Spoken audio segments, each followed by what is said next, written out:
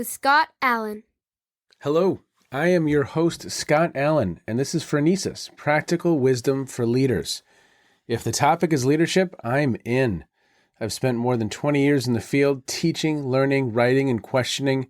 When I'm not working on Phronesis, I travel, delivering keynotes, working with individuals and teams, and helping people from organizations across industries become better leaders.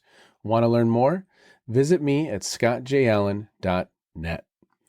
Phronesis offers a smart, fast-paced discussion about all things leadership. We explore relevant topics and incorporate practical tips to help you make a difference in how you lead and live. Listen Notes lists Phronesis in the top 3% of podcasts worldwide. Phronesis is the official podcast of the International Leadership Association. ILA brings together those who teach, study, and develop leadership, advancing leadership knowledge and practice for a better world. Learn more at ila-net.org. Finally, if you enjoy Phronesis, please subscribe to stay current on our weekly episodes. If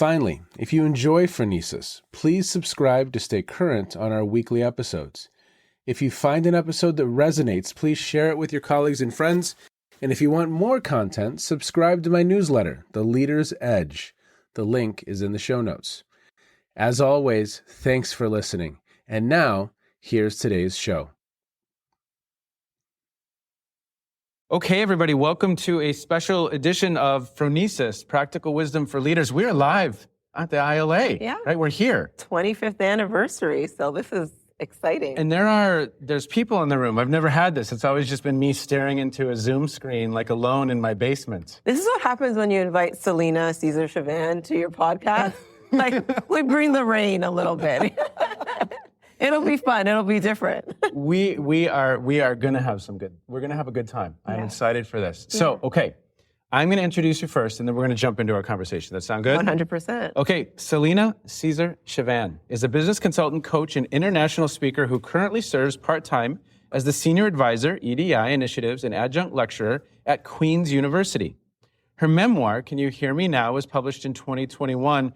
Her leadership development app, Maximizing You, she's a technologist as well, is available on Google Play and the iTunes App Store. Celina was the former Member of Parliament for Whitby, Parliamentary Secretary to Prime Minister Justin Trudeau, and Parliamentary Secretary for International Development. During her term as a Member of Parliament, Celina was awarded several distinctions, including a feature in the April 2018 edition of Oprah's magazine, entitled, What Would You Stand Up For? She is a Bachelor of Science and an MBA in Healthcare Management, an Executive MBA from the Rotman School of Management at the U of T. She is currently enrolled in a neuroscience Ph.D. program at Queen's University, exploring the intersection of empathy, leadership, and equity.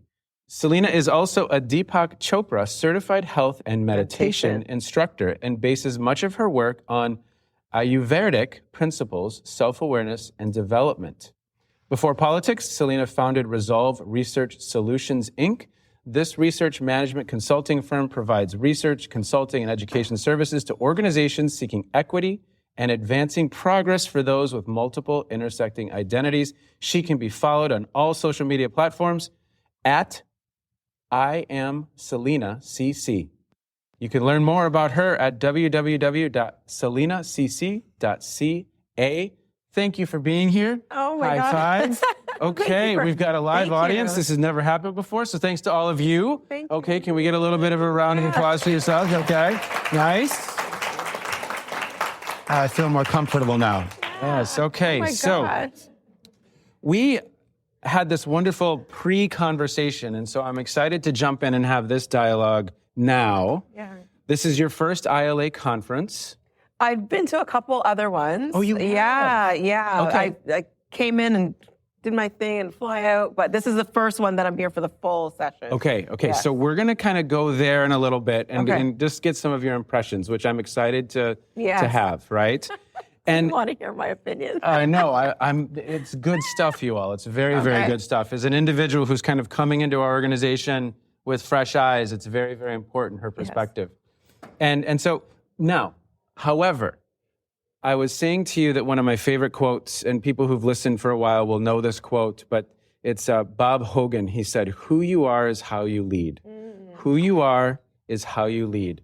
And that quote has always just kind of resonated with me. And you have some things that I came across, things that you've written that just, oh my gosh. Okay. So your book, as you describe it, this is the story of me falling in love at last with who I am and finding my voice in the unlikeliest of places. Talk about that. Because you know what? That's just beautiful. That's absolutely beautiful. So it's interesting. We're at a leadership conference and everybody's talking about ways to lead and adaptive leadership and collective leadership. Situational, relational. authentic, there's a whole bunch of stuff around the word leadership, right? So who you are is how you lead. So I think we need to start with the who you are. Do we know who we are well enough to lead? Do we see people well enough to lead? Are we able to take that deep inner sort of journey to understand our power, our place, our privilege, our mistakes, our triumphs, everything that has brought us to this moment of leadership? And I'll keep using leadership in quotes because we'll talk about that. But in leadership, do we know ourselves well enough to do that? And I remember as a member of parliament, people say, you know, what would you do differently? What is the difference between the Celina now and the Celina then? The Celina now went through the Deepak Chopra program, studied Ayurveda, was really understanding one of the foundational principles of Ayurveda is, as is the microcosm, so is the macro. We want fairness, equity, justice, compassion, empathy, all of these things in our spaces, in our corporations, in our world, in our communities. But do you understand it enough in yourself? Do you understand it enough by having conversations with the usual and the unusual suspects? And I love that phrasing. Usual and unusual suspects, right? Right. And so when I talk about falling in love, it's forming a perfect union with my imperfect self. You know, understanding that I'm still going to make mistakes, I'm still going to have challenges, but it's knowing who you are in order to become that better leader.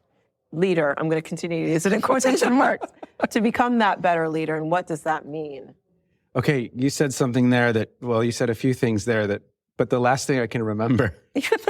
That's why I have a pen and paper with me. Wait, okay. In union, say that again. I'm falling in love with myself means that I have a perfect union with my imperfect self. Yes. Yeah. Yeah. And Carol Dweck of growth mindset fame, she has this phrase that I just love also, which is becoming is better than being.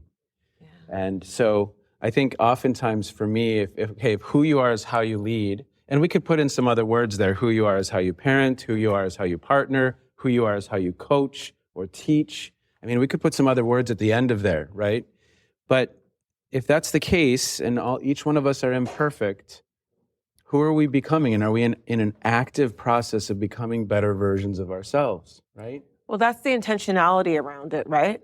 There's an intentionality that I have around understanding that leadership is not a destination. It is not a title. It is not anything that you could get to. It's something that you continuously become.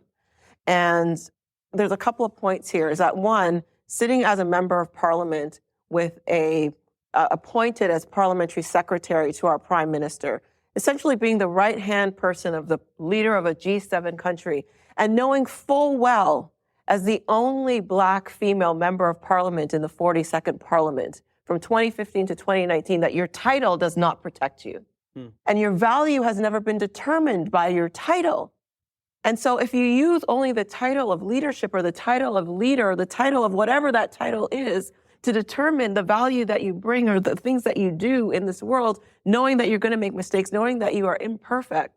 If you were going to use the title, then how do you take that passion and purpose and voice when the title is gone? Because I could tell you that when I decided to sit as an independent in the last I'm just sitting here smiling because I'm like, I'm forgetting I'm interviewing you. I'm just listening.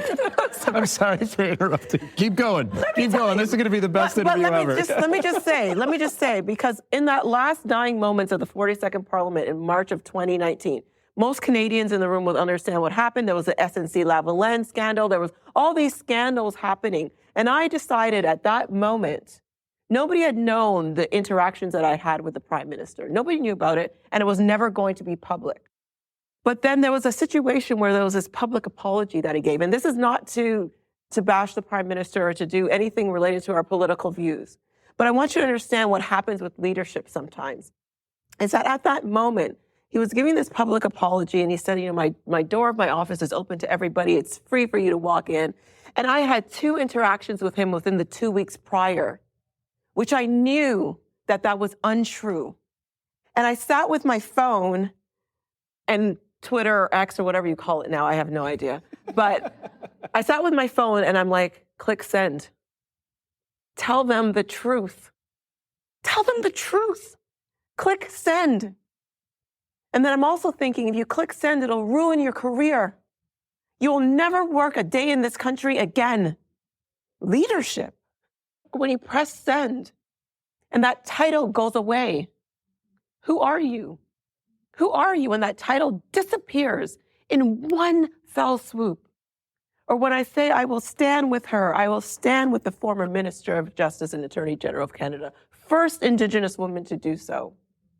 And to stand with her publicly, knowing full well that the privileges that are afforded to other people that could stand with her are not afforded to me. When your leadership is challenged and you have the opportunity to stand alone on the right side of history or stand with the crowd on the wrong side, do you protect your title or do you protect your values and your principles? Do you preserve our humanity? When do we start to do that? When do we take that seriously? So the title, what is a title? You talk about in that quote, the unlikeliest of places. There's obviously a lot of learning in that moment, right? That this is one of those moments that matter where I can choose a couple different directions. Yeah. What are some other of those unlikeliest of places that you're referring to, where you're learning about self? Yeah, so let's be clear. The Parliament of Canada, our center of our democracy, was never intended for us to be there. Women. No, I'm not being tongue-in-cheek here. We just renovated so that we could have washrooms for women and caretaking stations. There is still no dress. I don't know if it is now, but when I was there in 2015, there was no dress code for women because we weren't expected to show up, and we certainly weren't expected to speak. So you go into an institution which, if you look around the parliamentary precinct in Ottawa, you'll see very little evidence that Black people, Black communities have contributed to the economic, social, and political growth of this country. We have been here for 400 years, and I could walk for miles on the parliamentary precinct and never see myself. So then you have this structural violence being bared down on you. You are the only Black woman there, and you want to say, do I become complacent and just be glad that I have a seat at the table? Be thankful for your seat at the table, pretty little lady. And I am cute, so I don't mind you calling me that, right? However, then do you then say, I'm going to be complacent and ride this wave 6 years, I got a full pension, I'm going to be good? Or do you decide to be bold? And so for the first 2 years, I navigated that. Chapter 10 of this book, I hate, because I knew all these things that were happening that were not right. And I still said, oh, that's okay. I'll make an excuse for it. I don't have to worry about it because I'm representing, and representation matters, doesn't it? So I have to sit there at the table. But you know when you have a dinner party and you invite people and you invite the person that you really like to sit beside you, and the people that you have to invite but you don't really like sit at the end of the table? Right, so by the end, no, I'm being serious. I do that. I know y'all do that. Don't pretend that you don't. So there's people that are sitting beside you and you really love them. And at the beginning in 2015, I was like, oh my God, I'm sitting right here beside the Prime Minister. This is good. And then by the end of 2016, I was like, whoa, you're going to get the position at the side of the table. Oh, pass the salt. Yeah. Right? So I'm at the end of the table. And then I realized at some point that I was sitting on the row behind the table. And then in 2018, I recognized that I was on the menu. And so there's a quote in my book that says from Nina Simone that you got to learn. You got to learn to leave the table when love is no longer being served. And so you could be complacent, or you could do what I did in September of 2017 before I was on the menu, and I decided that the gloves will come off. September of 2017. And my husband said to me, oh my God, babe, like maybe you could just take one glove off. Maybe you could just take the finger out of the glove. But do all the gloves have to come off right now? And I said, yes, gloves are coming off. And we're going to see the real Celina. But that comes as a cost. You do the mental math. Can I not work in Canada for another day? Yeah, can I take from my kids, college? And can I borrow from my retirement? Can I risk not having a pension? Can I look at myself in the mirror? Can I look at my children in the eye? And the gloves came off. The gloves came off, and I started to what I call the awakening, right? Sometimes we call them acts of resistance. I'm going to speak out loud. I'm going to wear my hair natural. I'm going to click, clack my heels. I'm going to be bold. I'm going to speak up. We call those acts of resistance. Are they actual acts of resistance, or are they moments of awakening towards our human self, our whole self, towards our journey towards humanization? We cannot expect people to see us if we don't see ourselves. So the gloves came off, and I started to see me. That was the beginning of that journey. So how I found my voice, and whatever that title is of this book, I didn't find my voice in there yet. That was just the beginning of finding the voice. Yeah. And I decided I'd be bold. And I decided I'd speak up about my mental health, about race, about all of the issues that we had in Canada, an opportunity to show our mettle in 2018 and not just follow the crowd in 2020. We had an opportunity to have that real conversation. Because everybody thinks in the US it's so bad, and them over there are so bad because they're worried about building walls. But we in Canada sit and build fences between ourselves and our neighbors, and we think that's okay. Because we didn't say we're going to build a wall, but we go home and we build a fence.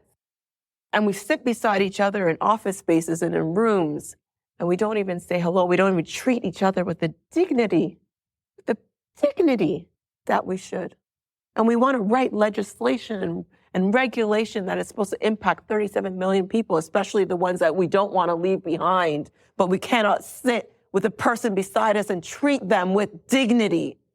So then at some point, somebody has to stay bold. They're going to talk about me anyway.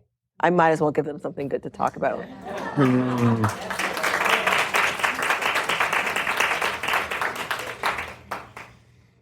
We talked about authentically trying to build relationships, right? You said that, okay, I'm in the situation, I'm in Parliament, and I'm interacting with people, and they're seeing through me, right? Yeah. And the need for us to see one another, hear one another. Maybe we don't agree on everything, but we try and find those spaces where there is some common ground, and we see the humanity in one another.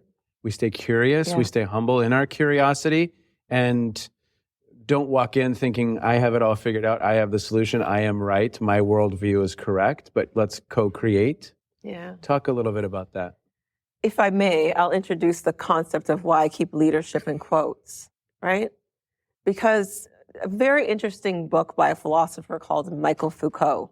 Has anybody read Michael Foucault and his work on docile bodies? Well, one of the structures that we use to create docile bodies, to create these human beings that just continue to do their jobs and to work within a capitalist structure, is hierarchy. So let me just give you a quick synopsis of Michael Foucault. He talks about how we've moved from execution and torture of people in the public square to disciplining them in prisons, meaning there's somebody always supervising. If you're on good behavior, you could get not a promotion, what do you call it, parole, or what? How you get out of prison. Yes. I've never been in prison, so I'm not about to learn the ins and outs of that. But you're on good behavior, so you get rewarded, and then you could get a paroled or move out of solitary, go to minimum. And you have to be timed, so you have to, you have to go out in the yard, and then you have to get up at a certain time, you have breakfast at a certain time. And that was how discipline was enacted in the prison system. But doesn't it sound like every other system that we live in? Doesn't it sound like you going to work? There's a hierarchy.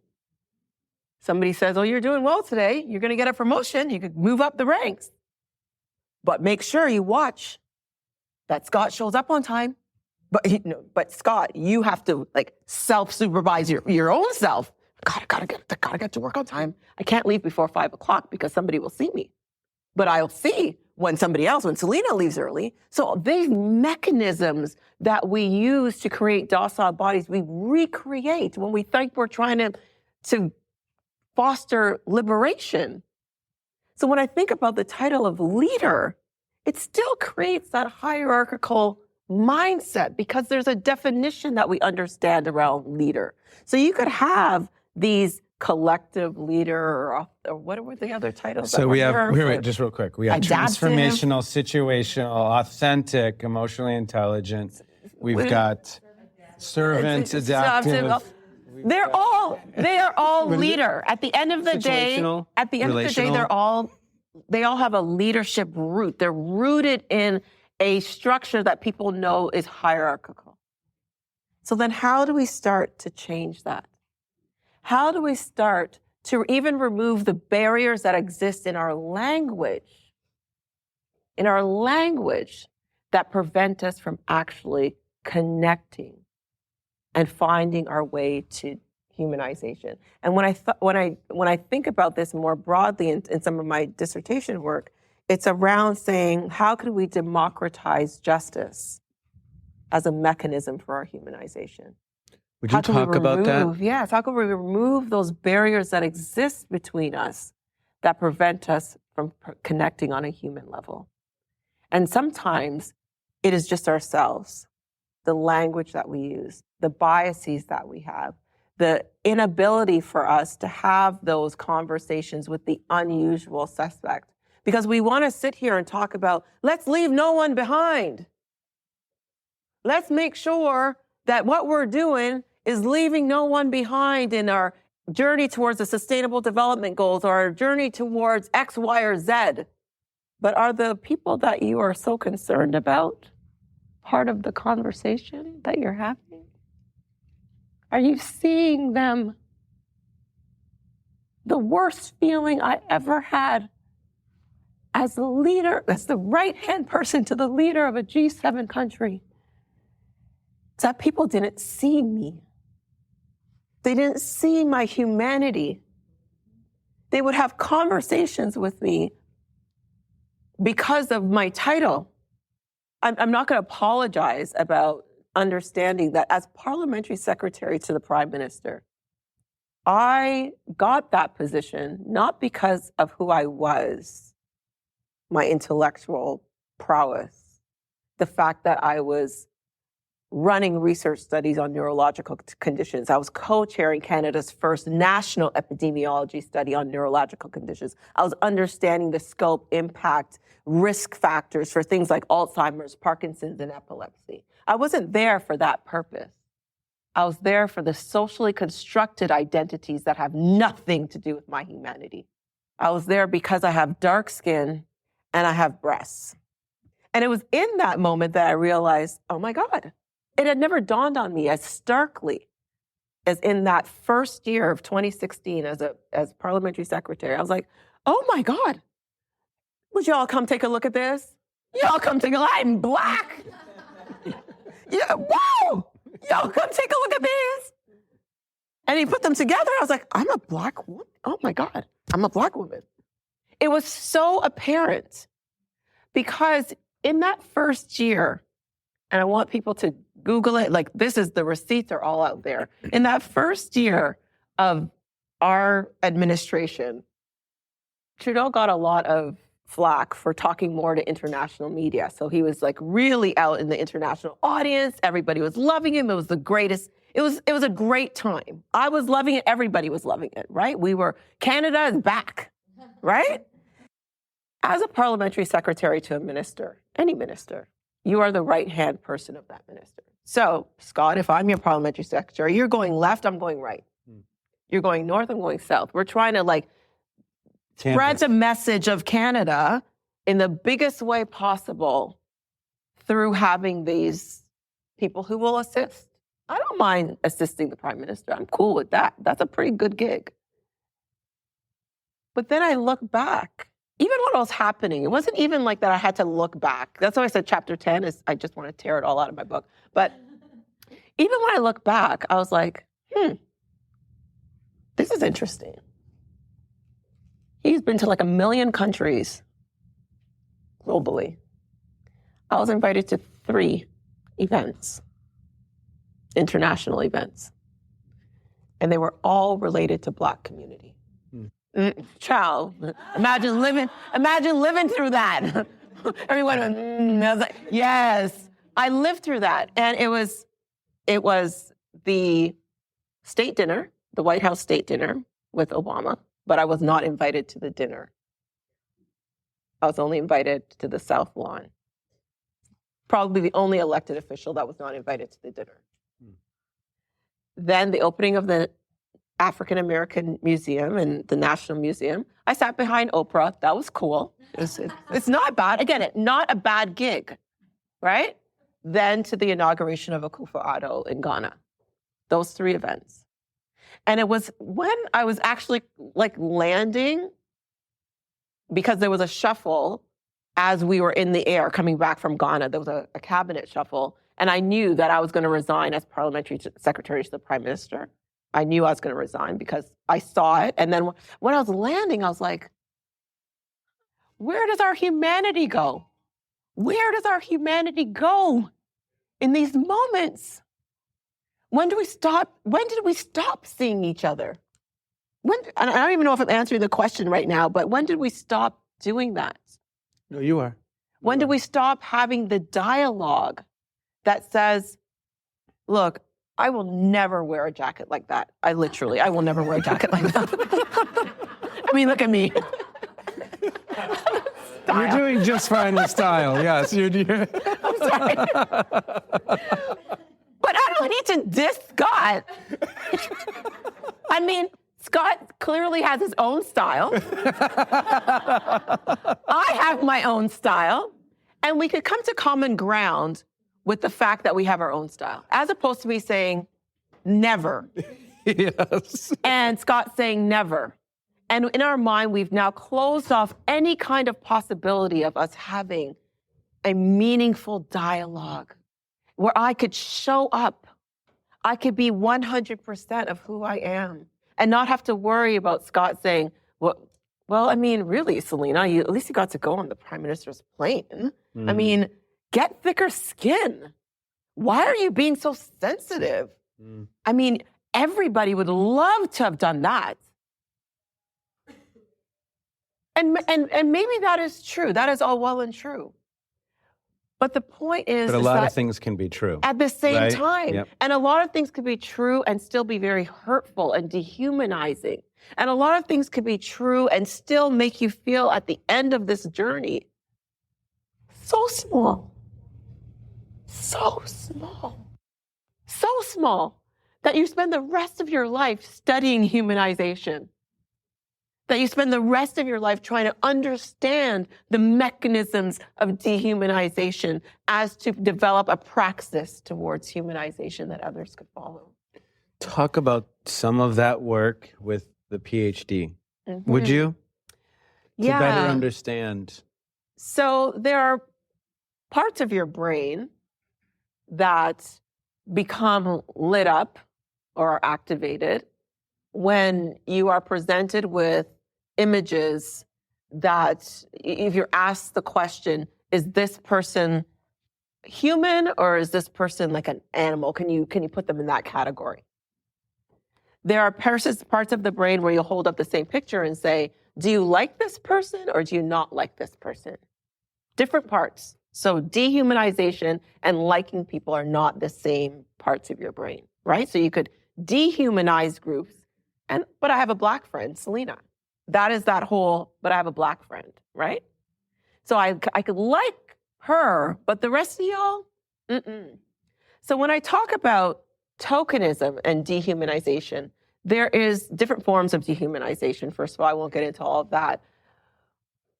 But when I talk about tokenism as being a blatant form of dehumanization, it's using the socially constructed parts of who you are as a way to include you.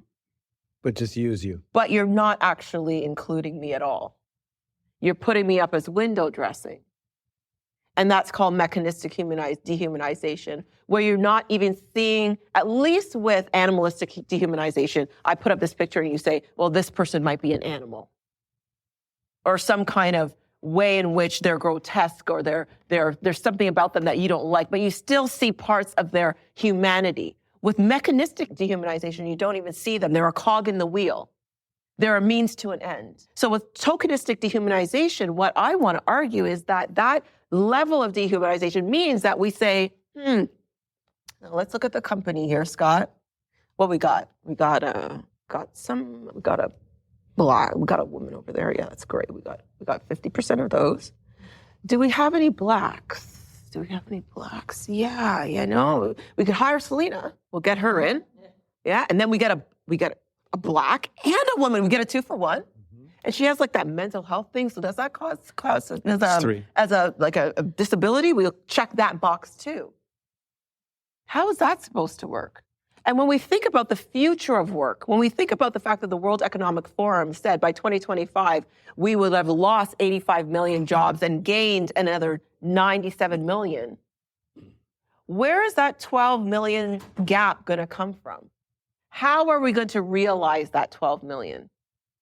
It is by understanding that we just don't use individuals for the checkbox. Celina comes with a bunch of experience, expertise, skills that when you are launching a product, a service, a policy, we'll be able to see where you have the potential to make the mistake. She'll be able to see where you have the potential to use the marketing strategy to be able to get into other demographics.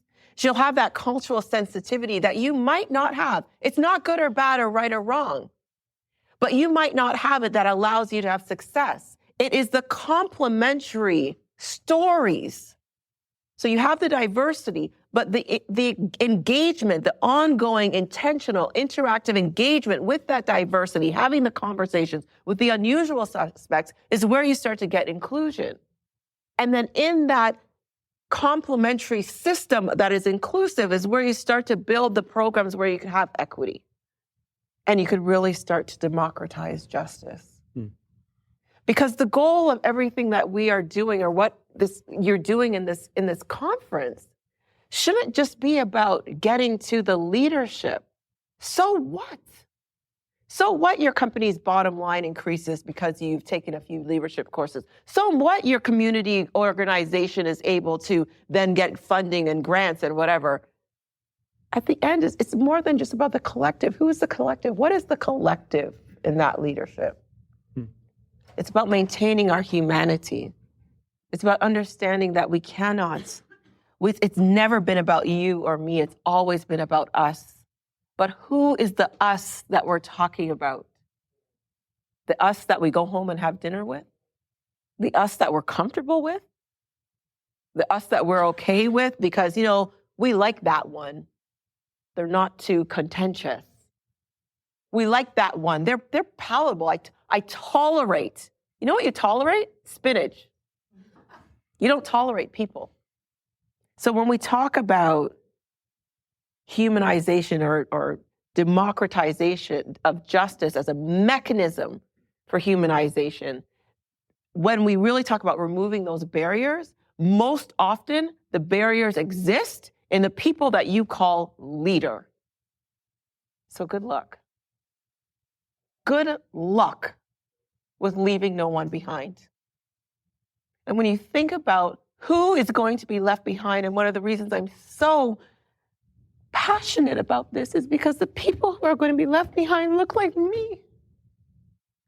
Am I not worth more than talk? Am I not worth more than, you know what, screw it, I am. We are. And we are better than this. This is a leadership moment. Big time. But it requires all of us to decide we need to maintain our humanity as the end goal, irrespective of where you lead, irrespective, whether that's in education or it's in an NGO or it's wherever. See our humanity. See me. See through me. The amount of meetings I've had where I'm looking for the parliamentary secretary to the prime minister and everybody's like pointing at me and the person's going, yeah, no, it has to be that guy. Like literally looking right through me.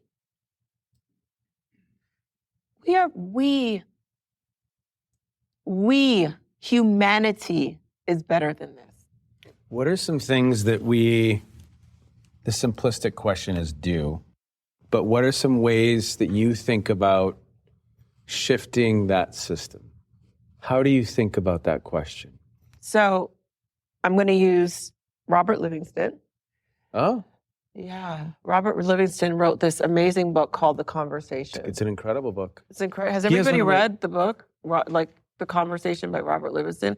And the fact that the neural pathways in your mind could change just by even the thought of having a difficult conversation with someone? Just the thought of having a difficult conversation changes the neuroplasticity of your mind so that you could come up with the solutions to the wicked problems of the world. Do you know the wicked problems that we're having? Turn on the TV. Geopolitical issues, climate change, you name it, refugee crisis, that is not going anywhere. It sounds easy. Have the conversations with the unusual suspects. Start to do that. We're at a conference now, and I'm sure you have the opportunity, and I know I'm not great at this. Talk to people. Engage. Hey, Christine. She was so nice that we're like friends now. I'm bad at it because I'm a total introvert. I'm a trained extrovert. I'm a trained extrovert. I am as well. Yeah, I turn on. I have the big switch on the back. I just After this, when they leave, I just do this. Yeah. And I'm on, and then when I go back to my room, I turn it off, and I'm like, oh God, somebody give me a bottle of wine. Yeah. But the ways in which we do it, we have a conversation. We start with the conversation, but not with the usual suspects, with the unusual suspects. Number 2 is bell hooks. A couple of points from Bell. But I don't know Bell.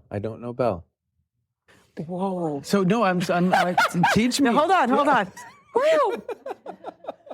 I knew Livingston. We love. Okay, That's okay. You were schooling me on stuff that I didn't know too. So when you send me the link, I'll send you the link to the other one. There's too much to learn. That's what I've learned when doing this podcast. Is there's too many cool things to learn. But Bell Hooks talks about love, and she uses this. It's not hers. It's from Eric Fromm. That she talks about love is the ability to use your own gifts to nurture someone else's spirit. Act in love. Act in love. The other thing is that she talks about is the margins. The beauty of the margins, to find those collective groups, to find those areas that are not right in the center, right in the spotlight. You know, people ask me the other day, I ran for mayor of City of Toronto. Why would you run for mayor of City of Toronto, Celina? Have you lost your mind? Literally the other day you just ran? Yeah. In June. It was a catastrophe. It was I've won elections clearly, but this one, the person that won got 250,000 votes. Guess how many I got? 250. The person that won got 100,000. What? 1,000 times more votes than I did. Like, it's crazy. Anyhow, what it did was teach me that you don't actually have to be in the center all the time. It was a hard way for the universe to teach me that lesson. They could have just told me that before I ran. It's another one of those unlikely places. Yes, right? Yeah. But the margins. And then the last thing I'll talk about is some work by, and I cannot remember, and I apologize for not referencing, is compassion. We have to move beyond empathy. I feel you. I feel your pain, Celina. That sucks. I feel you. I don't want you to feel anymore. I want you to do. Empathy plus action is compassion. And I apologize. I should know the reference to this person, but the work that they do. We have so much power and privilege in this room. I understand the power and privilege that I have. It is not a bad word to acknowledge that we have power and privilege. And it's turned into that. But we cannot continue to say that. Some people have more power and privilege than I do. Acknowledge that. But then she used that power and privilege to say, not only do I feel your pain, but now, because I have power and privilege, I'm going to do something about it. Mm. I don't want your hurts. I don't want your thoughts. I don't want your prayers. I don't want none of that. I want you to do. Our hearts and prayers go out to this, and our hearts and prayers go out to that. Come on now. We've sent people to the bloody moon. Do you see skyscrapers? Like, do you see buildings that little human beings can make? And there's like, do you actually look at our world and just see the phenomenal feats that we as little, tiny human things could do? But we cannot have the empathy plus action enough to eliminate discriminatory practices. We don't have that capacity? Come on, y'all. Give yourselves more credit. We can. It is a choice. It is a choice to continue to perpetuate dehumanization. It is a choice. And I'm not just going to say racism or sexism or xenophobia. I'm going to say it is a choice to dehumanize. It is a choice. It is a choice because if you walk by someone and you just decide you're not going to talk to them, and in your mind you're thinking, oh my God, like I don't really like those people. Nobody knows what you're thinking. But that act of dehumanization is a choice that you could decide you're going to continue to do, or you're going to choose to do something different. You're going to choose to act in love. You're going to choose to act in compassion. You're going to choose the type of leader you are going to be. And you're going to choose whether our humanity is preserved through you or not. It is a choice. That is a great quote to end on. That is a great quote to end on. That is beautifully phrased. Beautifully phrased. Thank you. I want to thank everybody in the audience as well for being. I was expecting a couple of people. I invited like a couple of people. I knew 4 people definitely would have showed up. But thank you all for coming.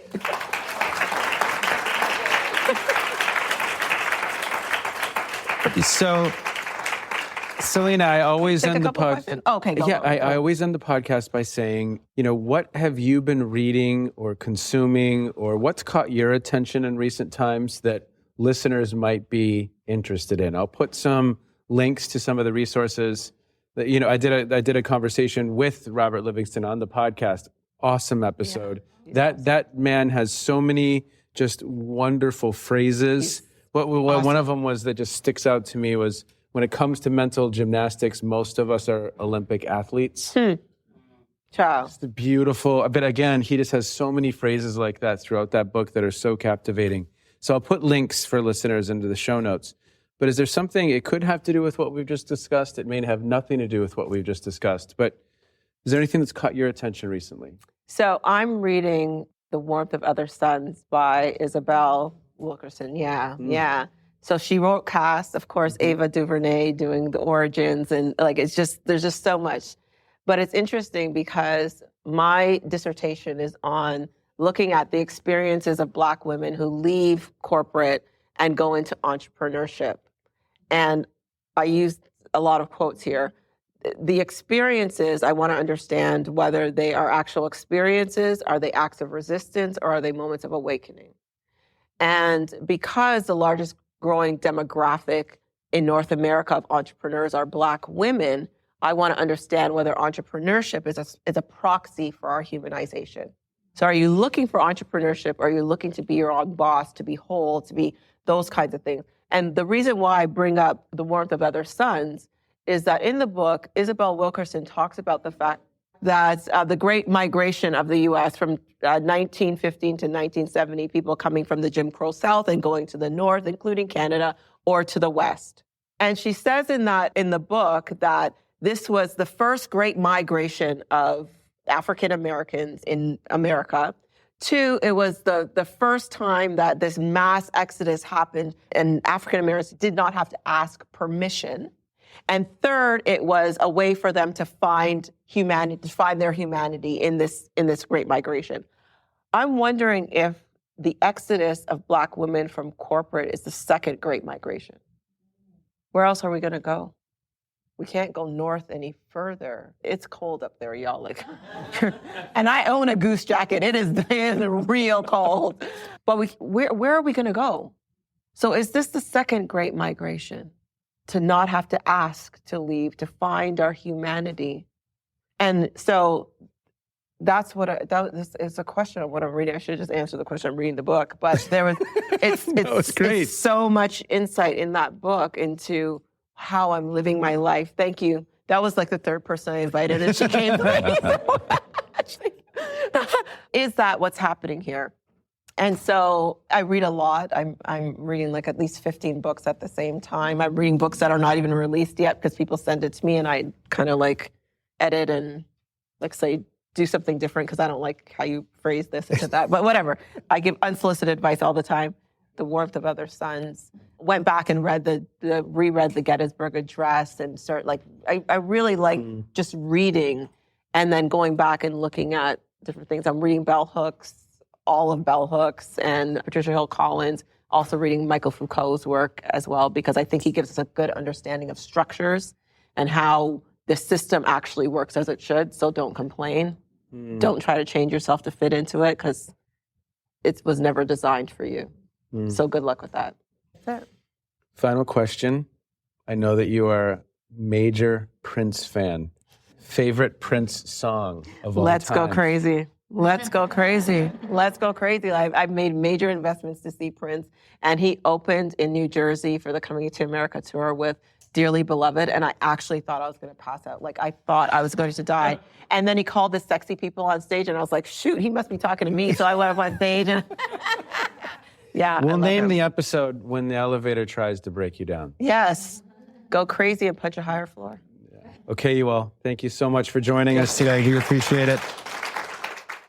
There are so many wonderful lessons in that conversation, a very complex conversation with a lot of different directions that can go in as we reflect on the dialogue. But there were some phrasings that just really stood out for me, just so beautiful.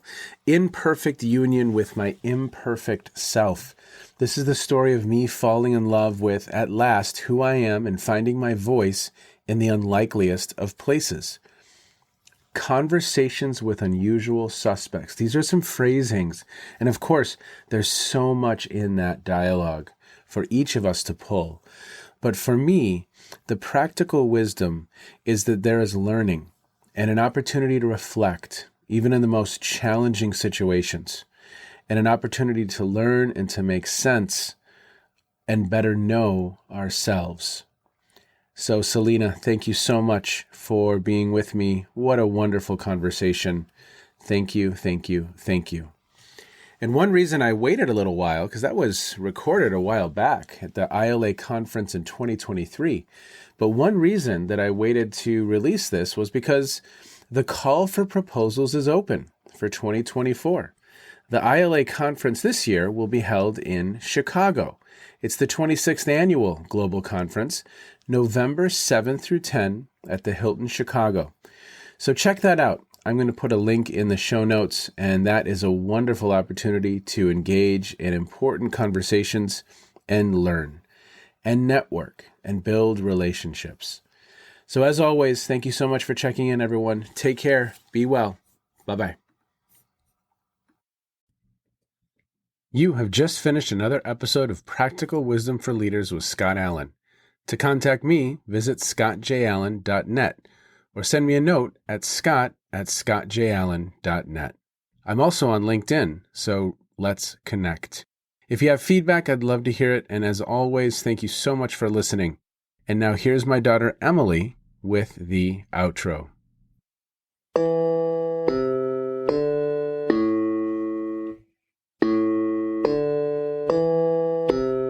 You've been listening to Phronesis, Practical Wisdom with Scott Allen.